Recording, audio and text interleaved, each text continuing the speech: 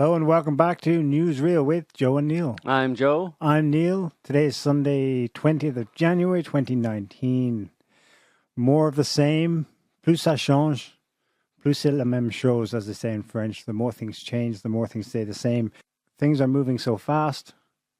So we're going to try and stay on top of it and bring you the lowdown on major events in the world this week. This week, again, in France, another major turnout for yellow vest protesters. It's still limited primarily to France, but they're growing. You know, there's small protests happening in the UK, in Ireland still. A second one in Australia. Interestingly, the one in Australia, the first one was specifically about migration, mass migration. But this week, apparently the main theme, I think it was in Melbourne, was focused on central banking, i.e. the banksters, the globalists, which is the same kind of exact same undercurrent as the protests in France and everywhere else. In the UK, the political situation there is kind of similar. Just the basic state of sclerosis. Like Brexit flared up again this week because finally Theresa May had to put her Brexit deal that she made with Brussels back in late November to vote. She tried to delay it. She did successfully, in fact, delay it in December because she knew she wouldn't get a majority to support it. I don't see how it was any different this time. She wasn't going to get a majority. And indeed, that happened. 400 to 200 roughly voted against May's Brexit deal. And then the subsequent day, she survived a no confidence vote in Parliament. We'll discuss that in sequence maybe. And the third, I suppose, thing that's kind of the same theme is the sclerosis in the US, where Donald Trump still really wants a wall. But the only wall that's anywhere is basically the wall around politics. Politics isn't going anywhere, and that's obviously manifested literally in the government shutdown there. It's kind of hard for us to gauge what actual real-world consequences that has. I mean, we're familiar that, you know, almost 1 million government employees are basically on unpaid leave, extended Christmas holidays, I suppose. At what point does that really become problematic? When they need their wages, you know? Yeah. There's the same kind of sclerosis, simply things not moving anywhere one way or the other, as in the UK, as in France. They're all manifested a little differently. And we're getting signs of it in Australia and elsewhere in the sort of Anglosphere. I suppose a better term might be crisis. Political, yeah. Political crisis and a social crisis at the same time. They go hand in hand, as we know, you know. They're certainly usually linked. What unites them all to me, though, is could be the term sovereignty. You know, people in Australia complaining about, you know, corporate banks or whatever, or banksters, and people in France complaining about the various the myriad things that they list as their grievances, and people in the UK arguing over Brexit, and people in the US over the wall. All of that can all be resolved down to, I suppose, in a general sense, in the minds of the average people, or the people who are, you know, I suppose, protesting or demanding something other than the status quo. What they're demanding is a return to sovereignty in its various different forms. It can be sovereignty in the sense of borders, it can be sovereignty in the sense of the sovereign citizen, or the citizen being sovereign, or having some control over his or her destiny or future, and having some power, as opposed to the power being held only by a small group of people. It seems that's dignity, if I can throw that word in. That's the one the French are using a lot. Right, which is a kind of knock-on, I suppose. There's many different things tied into it, but it's hard to come up with one word. But I think sovereignty, in its explicit and more maybe figurative senses, could explain where this is coming from, where these protests have come from. And, you know, in France, it's a lot of people either who are protesting or support, a good majority, 70, maybe 75, 80% of the population. In the UK, there's a decent percentage, I think a majority as well, want Brexit. I'd say in America, there's a majority of people who are in support of the border wall. If you look at the actual details, and if you see through the spin and manipulations and the lies and the hysteria of the media and the way they present Trump's agenda. It's not only not a big issue, but it's something that the Democrats did back in 2006. It was under the Bush administration, Republican administration at the time, but all of the major Democrats supported it, a border security act in 2006, and they spent $50 billion on building fencing. In like partial stretches. Yeah, in different places. And that's Trump's issue. Trump's point now is that he wants, he's not, like he said explicitly, we're not talking about a freaking wall, because he says wall, but we're not talking about a wall that stretched from a 2,000 mile long concrete wall that stretched from sea to sea type thing. I think that would be his first preference. No, but he said a China wall. He said explicitly that's not what we're talking about. Yeah. And that's what gets missed because the media will portray it in that way, but it's actually he's talking about specific areas, problem areas along the border where there are people still illegally crossing into the US and building sections at those particular areas.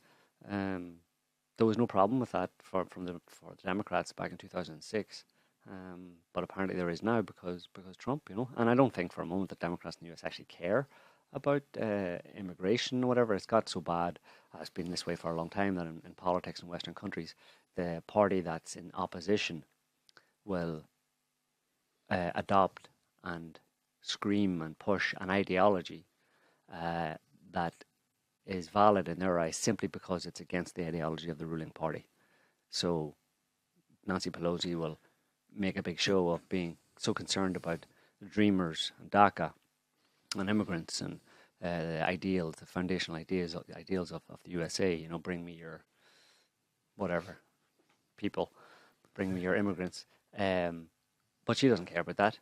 The only reason she's pushing that is because it's in direct opposition to Trump. And of course, that's what the opposition does, because they want to get into power. Want the power. Their job when they're in opposition is to do everything they possibly can to take down or to criticize or to undermine the existing the party in power so that they can get in power. All's the next fair. time. It's pure self-interest. People don't see through that, and they're bedazzled by the narratives around it.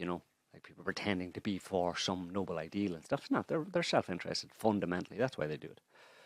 When I'm reflecting somewhat philosophically on all these crises, I'm wondering how we got to this point, and just how profound this point may have turned out to be. The thought that came to me this week was that this could be the end of what I mentioned in the earlier shows, where there was a transfer of power from the previous era, in quotes, not at any one point in time. It obviously took a period of time to happen, but roughly a transfer of power from monarchy to republics, which are now conflated with democracies today, and that this may be the end of the quote-unquote democracies. The democratic era. And I'm thinking specifically, I remember that now because when you say that, it strikes me that this system of where you end up essentially with two primary opponents, shifting left, right, and then being in competition with the other, I think it's lasted so long because there's an underlying acceptance by all that this works, that this is a form of, I suppose, free market competition. That if you're in opposition, well, you have to do whatever it takes to sell the ideas to the people. Right. And if you win, great. If you don't, too bad. You got to try again. And they vibe. They face off like this in the open free market of. Well, it seems to have run its course because it ended up with a sclerosis where there's the two, and yes, they're diametrically opposed, at least at the level of rhetoric. Mm-hmm. But when you see people want them all thrown out on there, they don't want any of them. When you see that ultimately, well, they want some combination of both. Maybe, or when it becomes, well, Macron tried that in France and he ended up serving nobody, which is a very dangerous. It's obviously it's something that it's a trap, or it's a risk that you take. When you take a centrist position, you end up dissing left ideologies and right ideologies. So who are you actually representing now? I mean, he thought he could create a centrist demographic in the population, but apparently not. No, people are still kind of left or right in their leanings in general. But again, in the case of France, people are smart enough to be able to see their common interests, But I think it's whenever whenever governments get too self-interested, well, they are self-interested by definition almost, or have been for a long time, but when they really take that to an extreme and the gulf between what they say and what they actually do becomes apparent to people, that's when people say, to hell with the whole lot of you.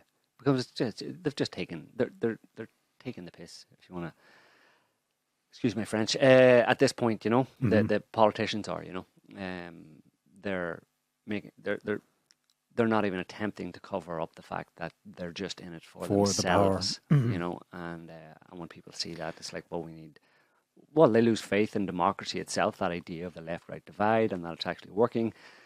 And then, maybe it could be the end of the democratic era, and I don't know what comes after that. We get then? Despotic era, or do we go back to a monarchy, or does Putin rule over all of us? At that point, he just sweeps to power. Yes. He'll sweep to power, yeah. He'll become a king of Eurasia. If you believed just a thousandth of the BS about Putin, that's definitely the agenda. He will actually turn out to be literally a vampire who will never die. Who will live forever and rule into all eternity. Much to their annoyance, yeah. Never die. So, in spite of all this, the empire rolls on. It's phenomenal.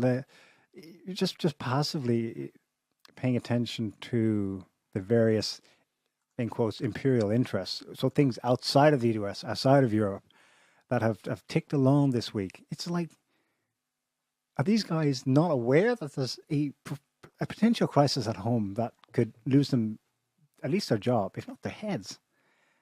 Or they are fully aware of it, but they carry on. Or they're aware of it, but not really, insofar as, yes, they're following the news, they know it's a problem, good, let's deal with it, but they're not really aware of the depth of it, I suppose. They can't relate, they can't actually look at this and go, I'm not actually under threat of... No, well, I think they feel pretty secure in their positions, Right. And that there's nothing that people can do. They can protest or whatever, but ultimately, as long as they have the police on their side and the police will maintain law and order for them, then, they can protest all they like, but ultimately they'll have to calm down, go back to their houses and just accept the situation as it is, because it's not for changing, So I don't think they have any fear. I mean, maybe they should, because who knows what can happen, but I really don't think there's much fear amongst them. Although we noticed during one of the protest Saturdays in France, there's 4 or 5 weeks ago, Macron had a helicopter at his Elysee Palace. Indeed. Waiting just in case to whisk him away from the baying mob. So, they take those kind of precautions, but that wouldn't, who knows? Yeah, I suppose that's something to think about, if the people got into the palace and staged a coup or whatever, or I don't know how they would stage a coup, but it could get out of hand, I would say, So they're alert to that danger, but certainly they're not in any risk. Those people, I don't think, in Western democracies, the security infrastructure is so complete and so all-pervasive that they're not in any risk of, ending up like Gaddafi or something like that, Mm-hmm. Ultimately, if the country did go down, if there was some kind of a people's revolution or coup or whatever, and they were deposed, Macron would be off out of there before anyone knew it, in a helicopter and then in a plane to, I don't know, he could go to any number of different places. A number of security forces may be fatalities in direct clashes, but there's going to be no wide-scale retribution, guillotining of, I think hundreds of the elites or something like that. No, because I think they're paranoid enough and suspicious and suspicious enough of the people, and they have enough fear and contempt, I suppose you could call it, for the people, the rabble, that they would assume that these people could actually try to do that, But that then justifies them in their positions in power. They think, well, if these people, look at these people, they're such a bunch of rabble, they want to chop our heads off. Somebody needs to control them, The very fact that they're protesting, bizarrely, for the elite, the very fact that people are protesting is evidence for the elite that they need to maintain themselves in their position of power over these people, because,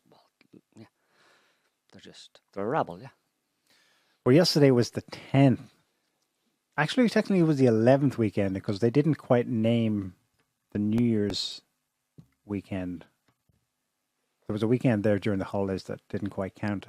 So it's the 11th weekend, but they call it Acte X. The official numbers for yesterday, 84,000.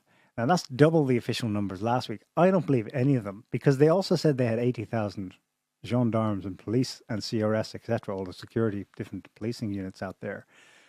So we're being asked to believe there's one security official per protester, but you clearly look at the video footage. No, it's more like 100 to 1. So is it millions and they're massively understating it? I'm not sure. But there was an interesting phenomenon yesterday in that Paris was visibly lower number relative to some of the smaller cities that are further out, especially in the southwest, in Toulouse and Bordeaux. That was where a lot of the action took place. In Bordeaux, they sent in those tanks they had in Paris the previous 2 weeks, the big blue police units, water cannons, unbelievable quantities of this tear gas. Apparently some new tear gas. People are saying it stings harder and harsher. Whatever way they're dispersing it, once the protest starts, they're just blanketing an entire city center. It's turning into it's like a fog. You can't see, you can't breathe, anything. So we're going to play a little video. We have a video of kind of a mashup of some of the footage taken by people at the protests in Paris and other cities around France yesterday. I'll just quickly summarize the stats so far. There's 10 people dead in the 2 months of protests. We're now at least over 5,000 injured. There's no good stats on that. Over 3,000 people have been arrested. Of those, 150 have been jailed. So they've already been processed. They're in jail. One person for 6 months for suggesting on Facebook that it would be a good idea to blockade some kind of an oil refinery or distribution center. Now that happens in France. That happened in France during other protests in recent years. I don't remember anyone getting nailed for it, but you can see they're getting anxious and they're beginning to increase the levels of prosecution. Obviously, they don't want to this to get out of hand and they want to set an example, etc. So they're getting stricter with cracking down legally. Let's go ahead and play this mashup of events across France yesterday.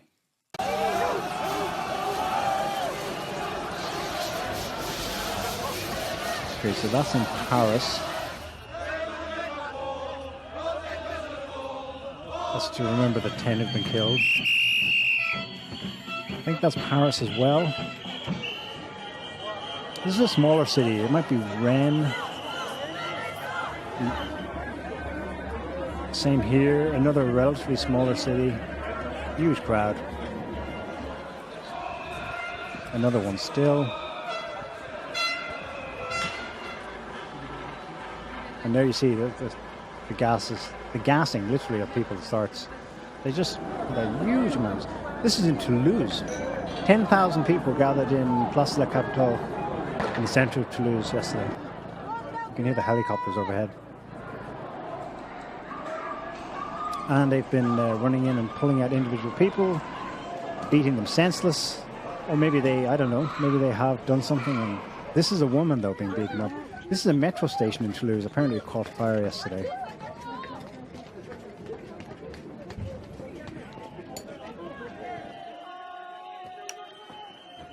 This is a bank that was completely trashed in the centre of Toulouse yesterday. Bank Populaire. Here you see the tanks rolling up in Bordeaux. I believe this is also Bordeaux.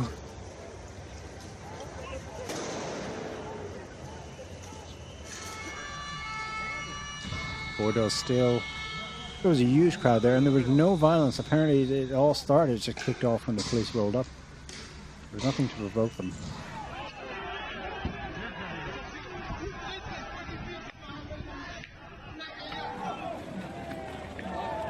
This is back to Paris now. This is a typical tactic we've seen where the main riot police separate their shields and plainclothes guys come out and just pick someone, whoever. This is in Angers, a smaller city. They tried to burn down a government building. I think they just got as far as the door. This might be Angers also. This is the entrance to the main police station locally, which they broke through. After being attacked from it all morning, I think. Mm-hmm. So it's pretty serious. It's pretty widespread. That's the thing. It's one of the main characteristics of the whole movement. The international media only gets as far as Paris and the Arc de Triomphe because it's iconic and everyone knows it. But it really is disproportionately relative to population centers in the smaller cities in peripheral France, in quotes. We've been discussing that with one of our French colleagues, and he's read a book that I need to look into. It's been an interesting kind of idea that the basic stats of how a country is doing is, broken down into GDP, to growth, to national employment. It's always looking at it nationally, the economic performance. But there's a whole subsector of study that looks at the differential performances within any given country. And the picture seems to be that, by and large, Paris and some other urban centres are doing fine. There is relatively good growth, low unemployment. They're doing okay. There's innovation, there's new technologies, and people see it in the places where they live. They see it. The world is either doing okay or it's maybe even be getting better. And this goes some way, the idea goes, to explaining why that quarter, maybe a fifth or quarter of a population, still turns out to vote for these people. Mm-hmm. In France, it would be to vote for Macron's party. In the US, for the Democrats, or etc., in whatever country you're looking at. It's because they don't mind this globalization because, well, it seems okay to us. What's the big deal? But they're not in the periphery that isn't getting the same benefits. Mm-hmm. If anything, it's getting plundered at higher rates as part of the process of globalization. Mm-hmm. But it's leaving these kind of oases of quote-unquote world cities across the West and even beyond the West. There's a kind of like, at the expense of the nation state, there are world islands, world cities that are linked together culturally almost, at least in terms of the kind of homogeneous, bland, non-culture culture that's the product of globalization. Mm-hmm. They're linked economically, through trade, and even, the way things are going through marriage and so forth. They go as tourists to different places. They develop their favorite places, their favorite hangouts in these cities. So there's this kind of subculture that is formed, linking all these countries, and these would be the natural voters, supporters for globalists and the parties that express most clearly the globalist agenda. In France's case, the En Marche, the party Macron's. Created for Macron's. Because it's a question that bothered me, like, how did anyone, at least in substantial numbers, vote for Macron when he was such an unknown and his message jives so horribly with all the things that you assume most people see are going wrong? Well, what if there are these sections of people who don't see it because they don't tangentially taste it, they don't feel it in their wallets, in their immediate neighborhood, where they go to work every day? Mm. Those places are doing fine. So I'm all right. So, right. Yeah, and ideology, I suppose, plays a big part in that as well. And, the different, like we've talked about in previous shows, the different types of kind of human beings, as we've mentioned previously, the split between conservative or right wing and left wing that has been around for quite a long time is actually natural, is a part of the nature of individual human beings. So obviously, someone who would be more conservative would be more about their own background, where they're from, their own nation state, that kind of thing, would be less likely to be such a globetrotter, and would tend maybe to stay at home more so. So those people are probably more likely to be people who are doing a bit of protesting in the current time. And of course, we see that most of the protests going on in many European countries, and I suppose the dominant the pushback, let's say, is coming from conservative-minded people. They may not even call themselves conservatives, but they're conservative-minded people, basically.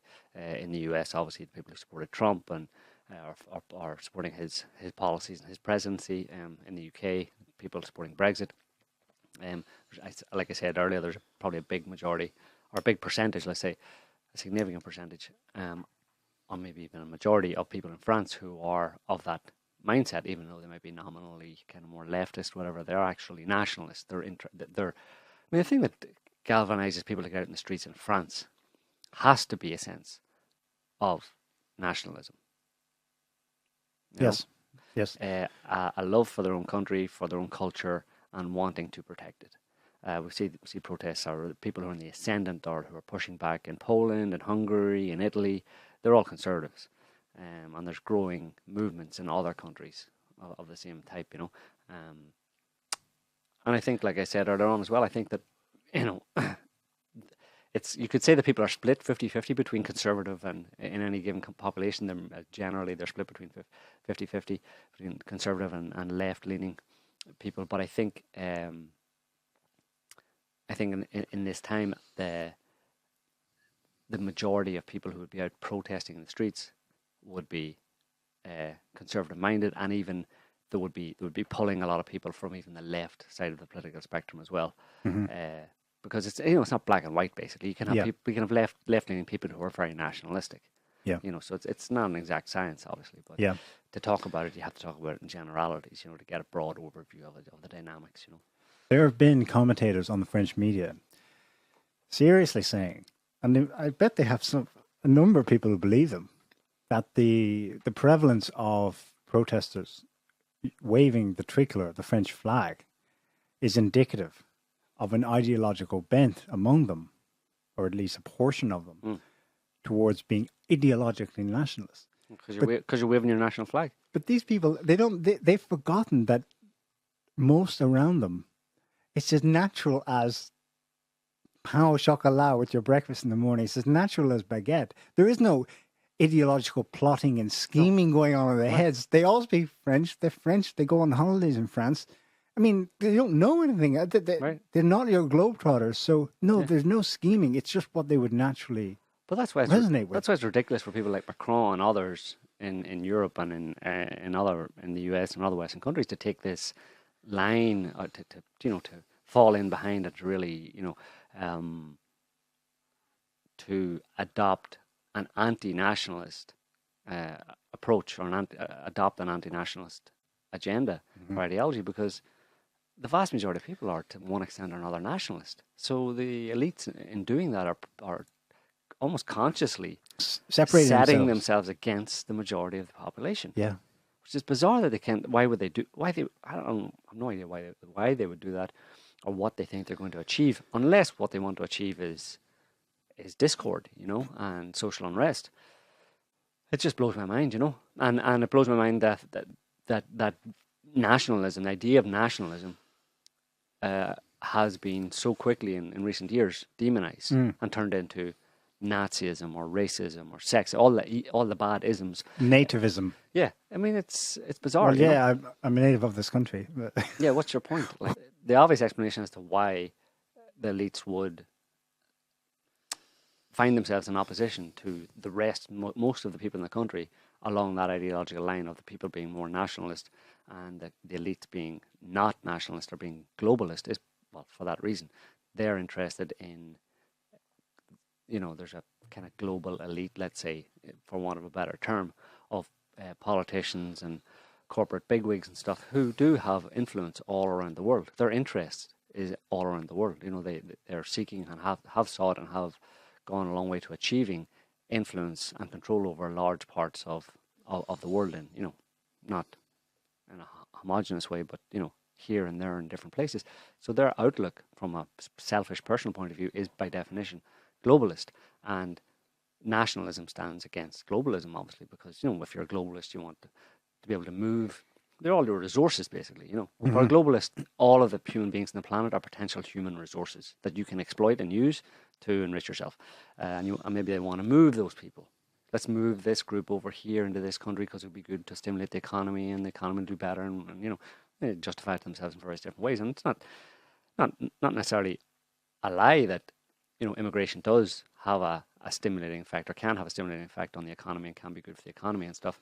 But it's when it's done and the way it's done, and and who gains from it effectively, and who loses, and trying to minimize the losses. But these days, I think they're just elites are off the leash type thing, and they see the globe as theirs to control, and that, like I said, stands in direct opposition to the natural, completely natural, inbred, inborn tendency of the vast majority of people, I think, to favour nationalism, their own country, where they're from, and their own traditions and stuff, and want to protect those.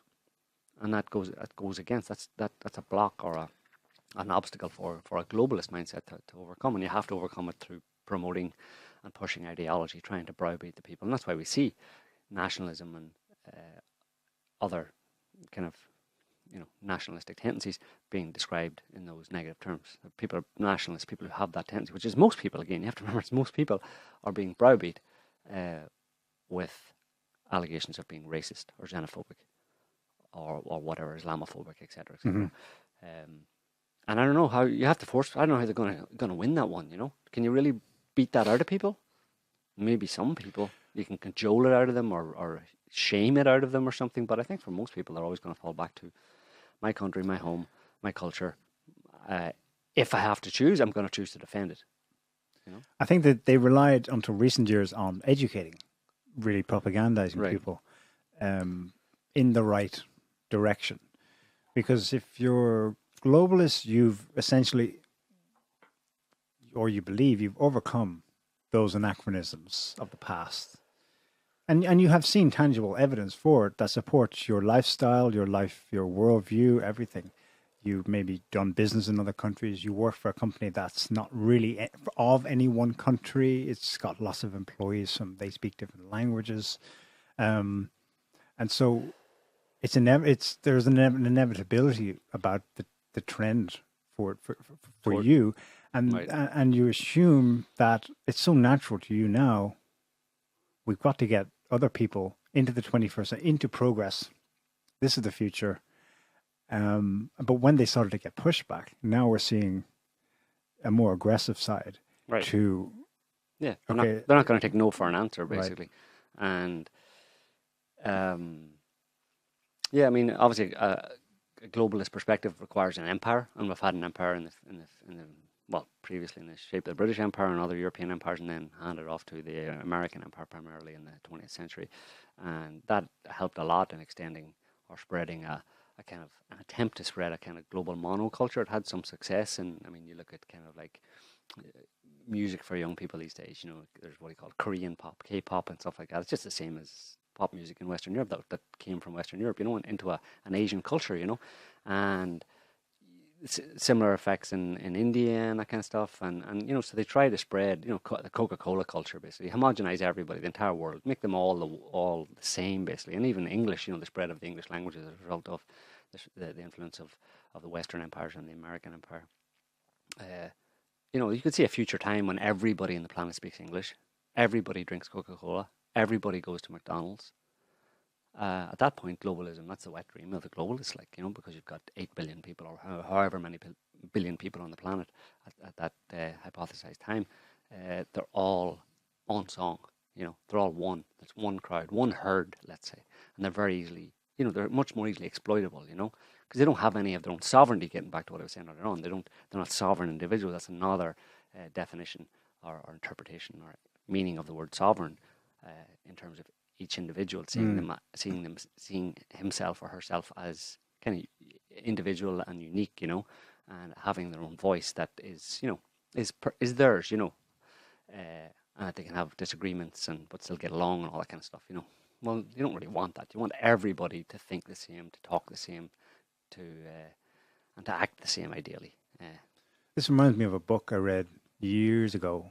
I think it was published late 90s. I don't remember the author's name, but it was Jihad versus Macworld. No. And they were talking about globalization, the globalization of everything, monetary systems, economy, culture. Right. And that the prediction, one of those eerily prescient predictions, was that the backlash to it would come, jihad, would come from Muslims. And I guess if he was being politically correct in saying extremist Islam, extremist interpretations of Islam, and that this would be the main antagonism. It was along the lines of Clash of Civilizations. Right. He might even have been a colleague of some sort. He was an American academic, Jihad versus Macworld. But look at the assumption in there. The assumption is that the backlash, the antagonism, the opposing pole to globalization will come from atavistic, cave-dwelling, Radical Muslims. radical Muslims covered head to toe with suicide bombs underneath. But it's not. But there's no room in there, or it's conflated with like the majority of people in their country being It was a big normal nationalists. It was a big miscalculation, really. I mean, on their part, it was wishful thinking, but at the same time, Islam is a problem for globalization in the sense that it's not obvious how that's going to be incorporated into a primarily Western oriented or focused global structure. Global culture. It's doing pretty well in some pockets. So think of Dubai and Qatar. Yeah, but they're not even Muslim anymore, really. I don't know. Right, Muslim light. I mean, if you think of them. And yet they're also extremists. I mean, they are. They have still have laws that are like crazy. Yeah. So I don't know. I mean, you have one set of elites pushing for globalization, and then you have another set of elites, who are, I don't know if they're working towards this goal specifically or not, but certainly it seems they have a hand in the creation of radical Islam that doesn't seem to play into any globalized agenda, other than the wars and stuff that they use radical Islam to carry out. But it seems to be a problem. It has created, it's part of the pushback, certainly among some people in Western countries. Radical Islam is part of the anti-globalist pushback, because they see part of globalism as the agenda to move a lot of migrants into different countries, and then if those migrants are Muslim, they're very clearly different. Islam is very clearly distinct in its outlook on life and stuff from Western Christian values. So how do you expect to homogenize all those, Muslims and Christians, and actually you're forcing a nationalistic backlash by trying to impose that. Right. So the globalist agenda. The consequence of jihad is the backlash. Right. However, this guy, when he was writing it, he wasn't suggesting that. I mean, he wouldn't have seen the steps that what would come as a result of it. But speaking of migration, it was a topic. Macron's big spiel now for the next 3 months. He's launched un grand débat, a big national debate, in which he goes on speaking tours, debate my ass, ostensibly to listen to mayors in towns and cities up and down the country. This week he was in the southwest. It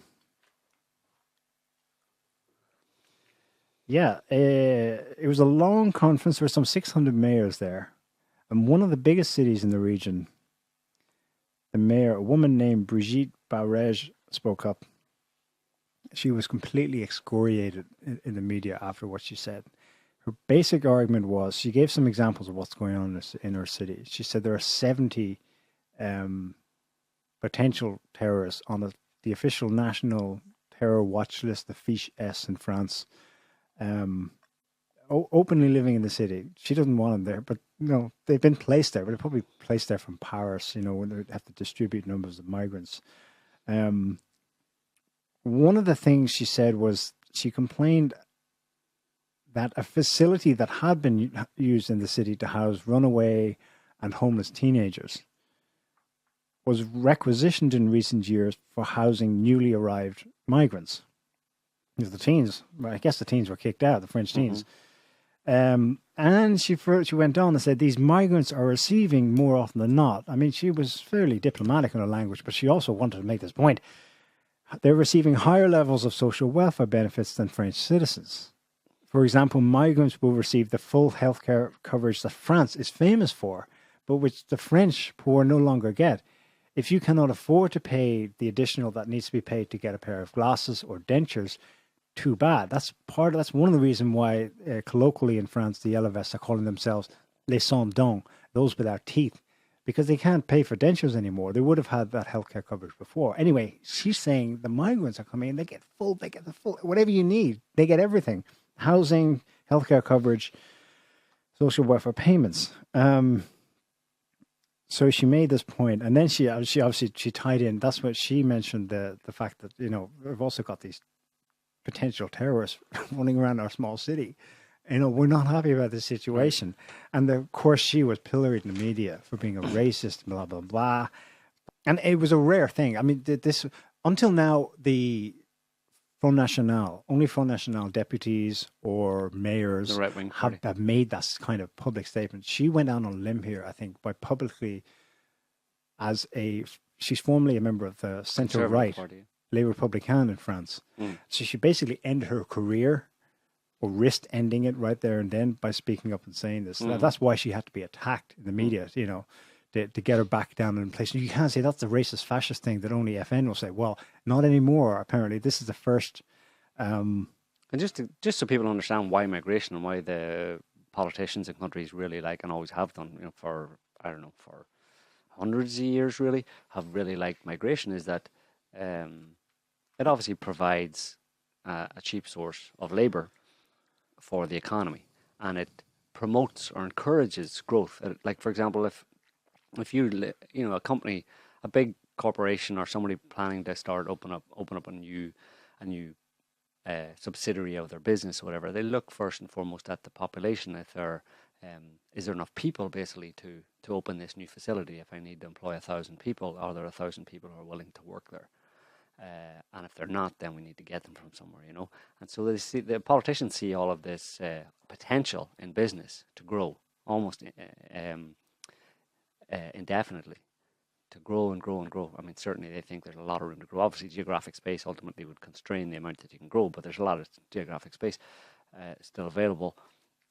So they see the need for people to be on hand. Put the people there first, like build it and they will come, or the other way around. Bring them and you will build it, because the available workforce is there. And particularly migrants are good because a lot of countries in Europe, many countries in the world really, but a lot of countries' economies are heavily dependent or heavily based on the service industry. And service industry has a lot of kind of relatively more or less unskilled and relatively low paid jobs.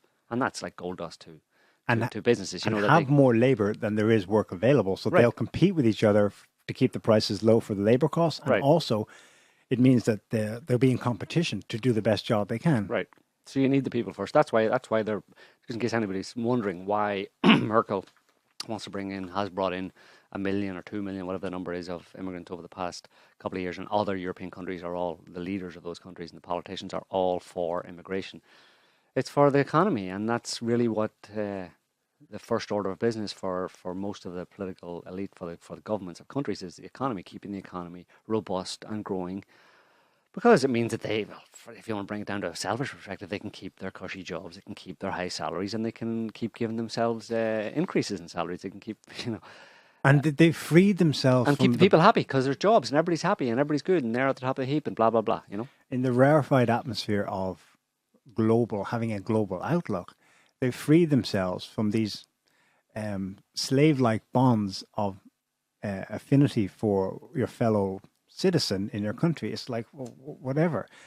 With those bonds not there, the way is just open to whatever. Bring in, it doesn't matter. 1 million blacks from Africa, fine. Right. It doesn't matter. Yeah, there'll be whites and blacks, but they'll get along fine. But in their inherent, in that greed, that's essentially a greed motivation, because the people who gain the most are politicians and their corporate friends, and we know there's a revolving door between the political class and the corporate class and stuff. So it's ultimately to feather their own nests. Their motivation to bring in immigrants is for selfish interests. Ultimately, of course, they have a narrative where they say, well, everybody benefits, trickle down, blah blah. It doesn't exactly work that way. Trickle down economics doesn't really has been shown to not really work. It's a nice idea, but it doesn't really work. The rich keep getting richer effectively, and but in their greed and this push for migration, they're finding themselves having to tinker with very fundamental, not just the economics of the situation, but very fundamental behavioral characteristics of human beings. And that's very dangerous to do that. I mean, that's you're asking for trouble. So, like, what I mean is they're having, like I said before, they're having to cajole, browbeat, shame, manipulate populations into giving up their national identity, because they see national identity as a block to immigration, because people will say, well, we don't want those foreigners in here, or there's too many foreigners. Small town in some city, and it's happening in the rural villages and rural towns in many places in Europe, where a town of 1,000 people gets 300 migrants. So before, and that changes the look for the people who've lived there their whole lives. That suddenly changes the look of their town. You know what I mean? And I mean, you can call it racist if you want, but it means that there's now 1/3 of the population of their town is a different skin color. And not just that, but they also have different ways of, comporting themselves, different behaviors. If they're Muslims, or maybe they want to build a mosque, they want to pray 5 times a day, and you have to, the people have to be convinced that that's a good thing. Diversity is good. It's good for everybody. It enriches us. It's cultural enrichment. And people are, I'm not so sure, because, I kind of liked it the way it was, I'm used to it. It's the way my parents and my grandparents and my great-grandparents did things. We have a tradition, we have our own culture and stuff, and this is kind of messing with that culture. And I'm quite attached to those cultural ideas. It gives me a sense of grounding and belonging, and, and if you mess with that, I don't like it.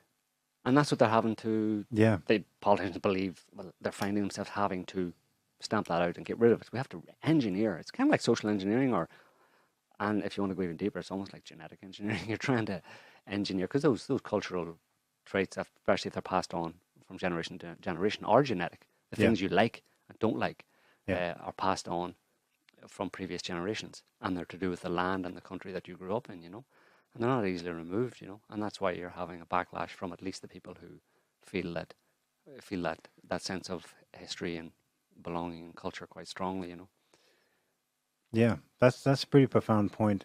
If their grand economic strategies were being implemented, people know it as the Washington Consensus, the neoliberal ideology. Okay, so they went along, but it was producing all of these unintended social consequences, like, I suppose, little brush fires that rapidly need to be put out. So now it's mandatory speech. You can't say certain things. Now it's facial recognition software, so we can keep an eye out for terrorists or extremists like dissidents or whatever. Well, and it grows and grows and grows, because you have now to do all the managing of your original ideas and policies that produce all these byproducts. And it just grows into this leviathan. Yeah. And from a social engineering point of view, you could almost see people who subscribe in positions of power who subscribe to the idea of social engineering. It does get obviously into human psychology and all that kind of stuff, and it's kind of the overused kind of Pavlovian dog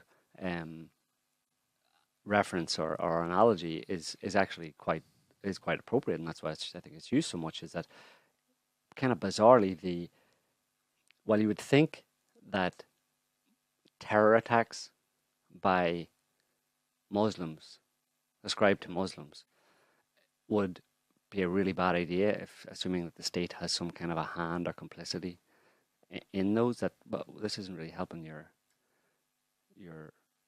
globalization and immigration agenda.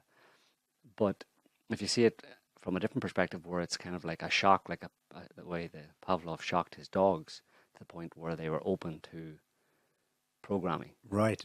So even though it seems it's counterproductive, it may actually it may actually be useful to achieving that goal. Where you shock people enough with these kind of graphic and brutal terror attacks, and then they're more willing to accept whatever you say, even if it's saying you should let more of these Muslims in, the ones that you think carried out the terror attack. So, broadly speaking, then they've been surprised that it didn't work on that. But there's more resistance. That the dogs have more resistance. Yeah, well, goes back to, speaking of psychology, it reminds me of Martha Stout's book, The Paranoia Switch. And she wasn't the only one. Naomi Klein intuited it as well in her book, The Shock Doctrine. In so far as she talked about economics, but she also talked about the psychology of it. And she summed it up by saying, you shock people, and you shock them and you shock them, but shock wears off. Right. It's not an endless regression into total submission. Right. That's a pipe dream or a horrible nightmare, if that's what you want to be the end result. And people aren't dogs. Go that way. They will adapt and develop. Yeah. Life is an endless upwelling of options. Absolutely, yeah. So Hmm. it's strange, you know, and one of the best protection against this, I mean, you notice that we're not advocating for one or the other. We're not advocating any agenda or any ideology. We're simply describing it as we see it happening, you know. That's why we kind of like to see ourselves as kind of like anthropologists in a certain sense, to the best of our ability, as if we're not really from this planet in a certain sense, you know. We're just here to document the event, and we don't take sides, because taking We didn't design this experiment, by the way. no, we didn't design it. We're just looking at it and going, "Whoa, We this came is upon weird. it. How did this happen?" So it's interesting.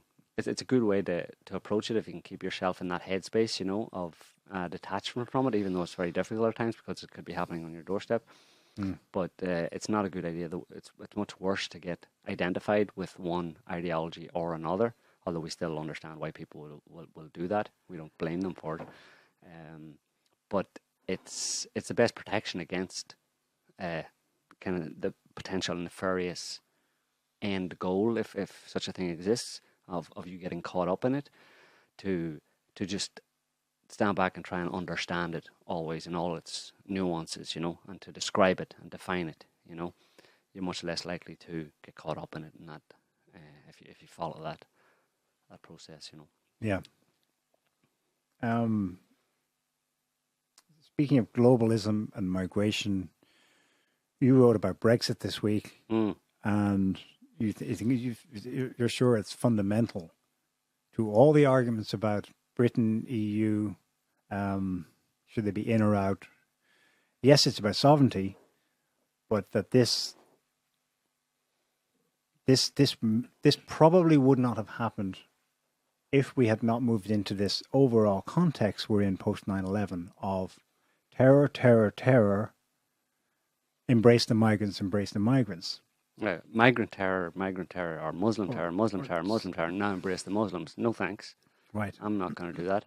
I think it's a big, like I said, it's a big part of the, or as I wrote, it's a big part of the.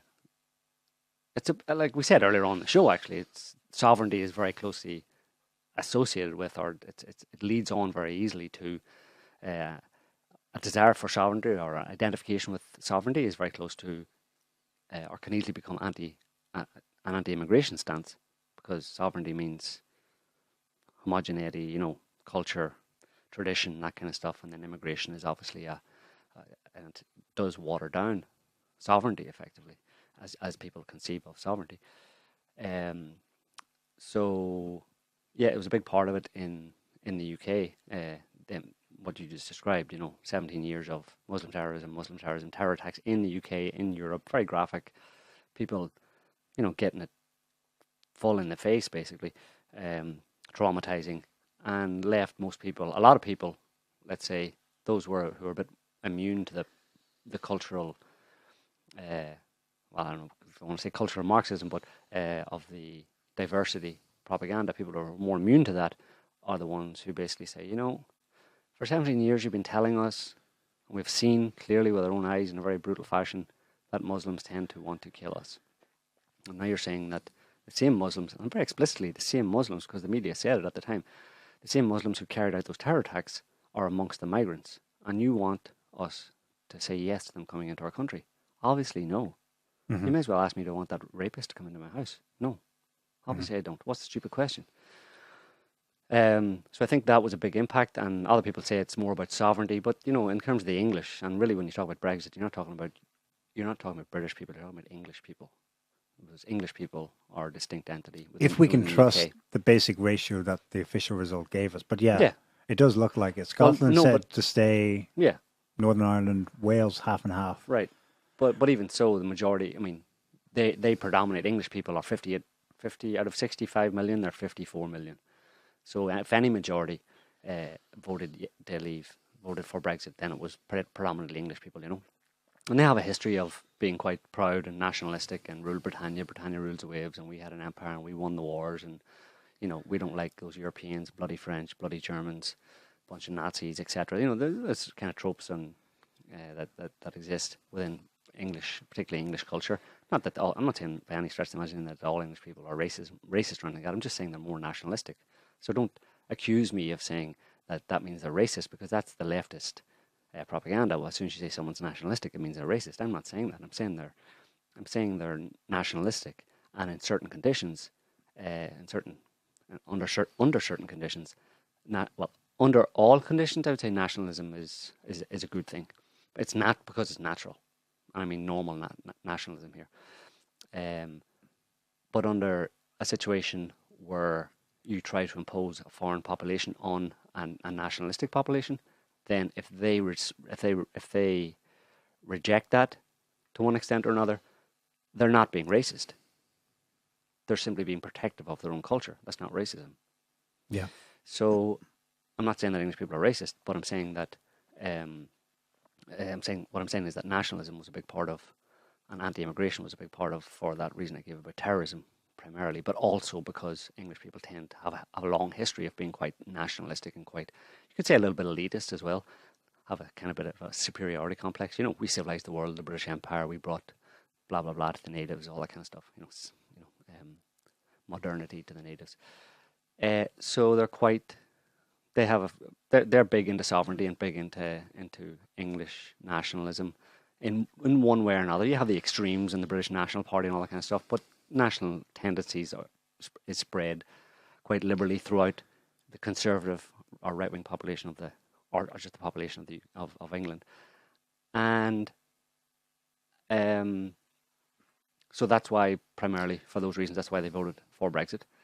And but the problem is that because they're politicians, or by definition, and all politicians, particularly in the West these days, are globalist, then that means that English politicians, and there's something like 70%, if you look at the figures, where it's 70% of Parliament don't want to leave the EU, while 70% possibly, I would say, of the English people do want to leave the EU. So you have a massive problem there with a lack of representation of the people's will among the politicians. So this Brexit farce is basically has become a farce for that specific reason, that the people voted to leave and the politicians do not want to leave on both sides of the political aisle, of the Conservatives and the Labour Party. None of them want to leave, more or less, very few.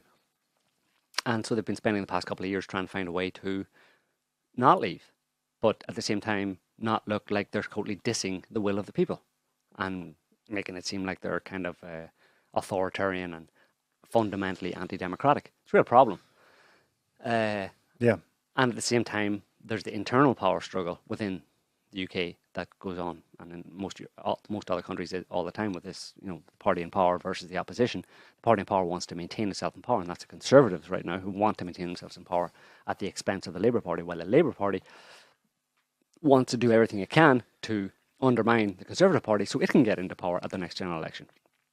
So, and that's Brexit for you, basically. And what May's planning to do now, apparently, I was just reading on Craig Murray, he said that a Cabinet Office source, number 10, told him that the May's government was actually considering agreeing to a second referendum. But there would be three choices: no deal Brexit, May's deal, or no Brexit. That is, just leave the EU without any agreement with the EU, don't leave the EU, or go with May's phony deal of, it's sort of like leaving the EU, but it's not really. And he also says that it would be an alternative vote, i.e. you rate your preferences 1 and 2, and then they tally the figures afterwards, and by doing the numbers, basically, you would have a good chance, based on the expected response rates from people putting, I want this first and this is my second choice. Then you go again, you break it down to the two top ones, and then you get people to vote on that, and you work it in such a way that her no deal Brexit is the one that's voted on in a referendum. So they're trying to find a way to have another referendum to be democratic, but still maintain the trajectory that they're on right now, which is they remain in power, and it's her success, the Conservative Party success, that delivered Brexit, even though it's not Brexit. It's such a bullshit game. It's amazing. The loops they're getting themselves into. It's like, so this would be a transparent referendum, hashtag not transparent. Because pretty much, three options, and it can be fudged the way you ask it. You set garbage it up in, garbage out. Pick from these list of three things. Then we're going to select the top two, and then we're going to get you to vote again on the top two, and then working it that way, we can more or less assure a specific outcome. So it's a manipulated referendum, basically. That seems to be to get what she's been trying to get for the past 2 years, which is people to agree, public consent and ironclad agreement with for her dodgy agreement with the EU, which would keep them in the EU, which would for all effectively keep them in the EU. Yes. Yeah. And that's the outcome of what happened in the UK this week. Mm-hmm. Her deal was rejected in Parliament. Immediately, Labour says, "Oh, well, then the government's potentially in disfavour, even among its own party." And the day after a vote overwhelmingly, well, no, clearly, that's overwhelming, all of those backbenchers in the Tory party, even the hardcore Brexiteers, everyone said, "No, we're behind May. Mm-hmm. She stays." Which again comes back to the point about it being power. Right. There's a navigation to take place. Now I need to get behind the party because we can't let Jeremy Corbyn in. Right. Now we need to switch over here because we're not ever leaving the EU. No way. Right. So it's a constant kind of. So as this thing is snaking through, what are the options right now? It's 10 weeks to not formally Britain overnight on March 29th being outside of the EU. The referendum is in the air. People are talking about it. But at the same time, I just want to get this in. There was, I think it was a government source as well who kind of poo-pooed the idea of a referendum by saying that it would take, at least a year to organise. Well, they would stretch it out for a while, yeah, but they've got plenty of time, right? They're in no rush to leave the EU. So they're not in a 10-week ruch. They don't have to make that deadline. Well, coming up, basically, just for what it's worth, coming up is supposedly an amended, possible amended EU deal. Theresa May's EU deal is going to amend it in some way. That's why she's been talking to the opposition parties to say, well, how can we kind of amend this, the details of the deal that I struck so that you'll all support it, basically. But apparently that's not going to happen. So it's just ridiculous. It's going to go to Parliament again with some kind of amended deal. They're going to reject it. And then they don't know. You just have to wait day by day to see what they come up with, basically. But you can see the trajectory that they're on, that they're not leaving the EU and they want to stay in power. The Conservatives want to stay in power. They're fighting effectively for the survival of the Conservative Party, which is, a centuries-old institution in the UK. There's a threat that it could fold up and blow away, and some new party. And what happens to all those people who are, long-term, who are identified with the Conservative Party and long-term Conservative Party politicians and stuff? I mean, they just lose their positions and their jobs overnight, So that's what's going on, and it's I'm really bored of it at this point, to be honest. Like, it's just they're dragging it out. It's just so annoying, and it annoys me all the media crap, analysis and all that kind of stuff around it, and all of them are missing the important point, So it's just the yellow vest has been taken up as a symbol, as I mentioned earlier, in the UK. It's being used for both sides of Brexit, right? But again, within England, it's probably consistent. You probably actually find that the real, in quotes, yellow vests are those who want Brexit now. Mm-hmm. That's backed up by a poll from Sunderland, a city in the northeast, this week that had something like 70% no Brexit now. Right. And 70% probably reflects the national average for England, right, as regards Brexit. Right. But then on the other hand, the UK is a complicated place because it's several nations. So the Scotland would be, if they were to don the yellow vest, it would be for something else. To stay / for their own independence, whichever issue takes precedence in the coming years. Because they don't like the English, historically. And then there's the Irish issue. So, yeah, there's yellow vest, but it's different insofar as it's... Well, no, it's consistent with what we said earlier with sovereignty, but with sovereignty of the breakup of the United Kingdom, which is a mini union in itself. And it's interesting that I think it was Theresa May, someone in the government this week, for the first time articulated that real risk that if we don't navigate this well, there's a serious chance of Scottish secession, reunification. Well, they don't want that to happen either, And it's the Conservative Party that has traditionally wanted, obviously, to hold that together. The Labour Party, at least the real traditional Labour Party, has always been open, in theory, open to the idea of independence for the constituent states of the United Kingdom. I mean, Jeremy Corbyn has always been a supporter of Irish Irish nationalisation or Irish nationalism, or unification of Ireland. So he probably wouldn't be that averse to an independent Scotland either, and that's why he's seen as he's a betrayer. He's the ultimate betrayer of British values because they have their own little empire in the UK. You realise that? It's like, if you imagine, it's an empire in a mini empire, with London as the seat of empire and Scotland, Northern Ireland and Wales being the colonised territories, and effectively they were in history, and that lives on, So it's this imperial mindset of rule the world. It lived on despite 300 years. Yeah, bizarre. It's remarkable how that's woken up. But it just shows you again how profound these times are, and how deep-rooted the national sovereignty, how deep-rooted these things are. And they're far from being these whimsical, ideological constructs that the elites they're very would like to pass off as. They don't understand what they're missing. No, it's the land around my house, that my fathers and grandfather, parents, whatever, worked. It's the pub down the road. It's the cultural aspect. It's the way. It's the accent we have. It's the language, the type of language we speak. It's all very, very important to people for their own sense of stability and identity, effectively. So, and it's not going to be given up very easily. I'll be surprised if they. I don't think they can force it out of people. They'll have to beat it out of people. And even then, when you have to beat something out of someone, you've lost, because you're not beating anything out of them. You're just beating them into submission. Get them to say, yes, okay, I agree with you, even though I don't.